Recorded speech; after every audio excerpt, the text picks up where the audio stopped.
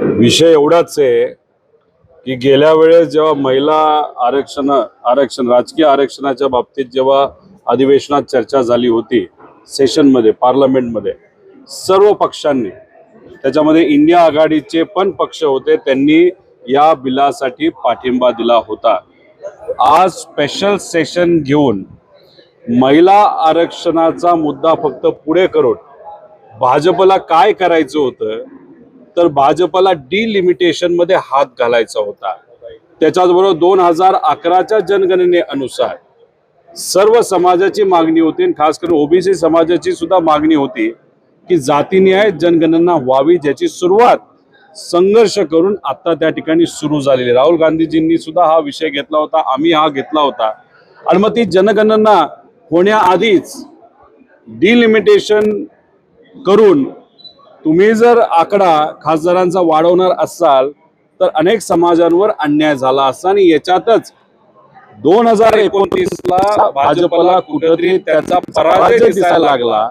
म्हणून ज्या भागातून त्यांना जास्त मतदान येतं, उत्तर प्रदेश, बिहार, याच्यातून कुठेतरी आपल्याला खासदार जास्त आणून कसं तरी 29ला आपण सत्तेत यायचं, हा केविलवाला प्रयत्न भाजपकडनं त्या ठिकाणी केला जात होता असं आपल्याला म्हणावं लागेल. त्यामुळे आज जी चर्चा झाली ती चर्चा ऐकल्यानंतर महिला आरक्षणावर कोणालाही इंडिया आघाडीकडनं विरोध नव्हता, त्याचं स्वागतच आहे. आणि महाराष्ट्र खऱ्या अर्थाने त्याचं जनक आहे.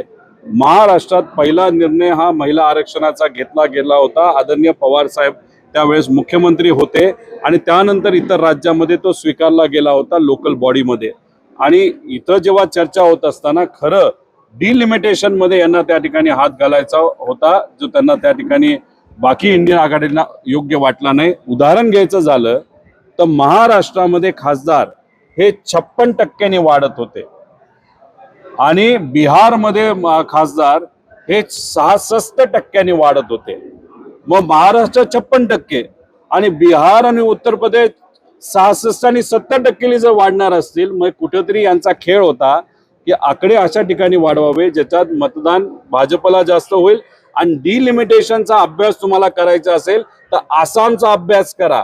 त्याच्यामध्ये ज्या पद्धतीने मतदारसंघ फोडलेत, खासदार लोकांपर्यंत पोहोचताच येत नाही, फक्त निवडणूक मिळावी, जिंकावी, आणि त्या पद्धतीने भाजपने तिथं खेळ खेळला होता. मी मनापासून सर्व लोक जे खासदार आहेत, ज्यांनी विधायक जे आहे ज्याच्यामध्ये डिलिमिटेशन हा खरा त्यांचा हेतू होता, या डिलिमिटेशनला विरोध केला आणि जातीय जनगणना करण्या अगोदरच ते डिलिमिटेशन आणि आकडेवारी वाढवण्याचा प्रयत्न जो भाजपचा होता तो हाणून पाडला.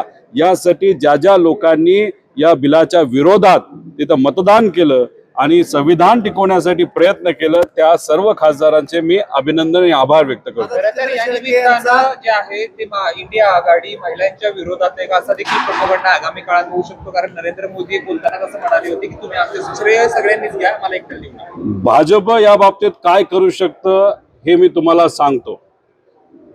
उद्या कोलकाताला गेल्यानंतर नरेंद्र मोदी साहेब, अमित शाह साहेब आणि त्यांचे सर्व नेते हे इंडिया आघाडीला बोलणार की तुम्ही महिला आरक्षण बिलाचा विरोध केला.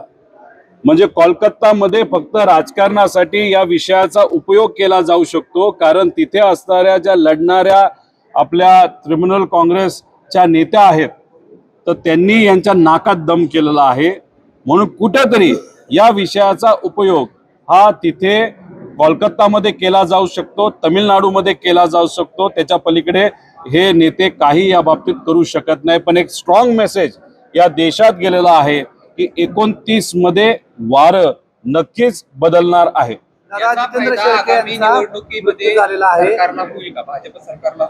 अजिबात होणार नाही. लोक भाजपला कंटाळलेले आहेत.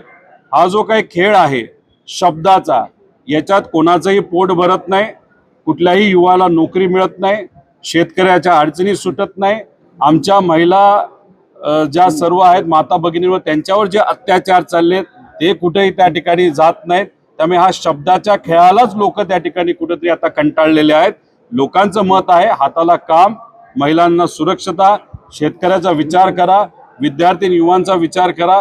एवढंच या महाराष्ट्रातल्या देशातल्या सामान्य नागरिकांचं मत आहे. त्यामुळे कुठेही या बाबतीतला परिणाम होणार नाही. फक्त भाजप मात्र याच्यावर 100% राजकारण करेल. पण लोकांना कळलेलं आहे इंडिया आघाडीचे सर्व पक्ष आहेत यांनी महिला आरक्षणाला विरोध केला नाही, पण डिलिमिटेशनला विरोध केलेला आहे. छुपा पद्धतीने कुठेतरी मतदारसंघ फोडून वेगळ्या पद्धतीचं राजकारण जे भाजप करणार होतं ते मात्र हाणून पाडलेलं आहे.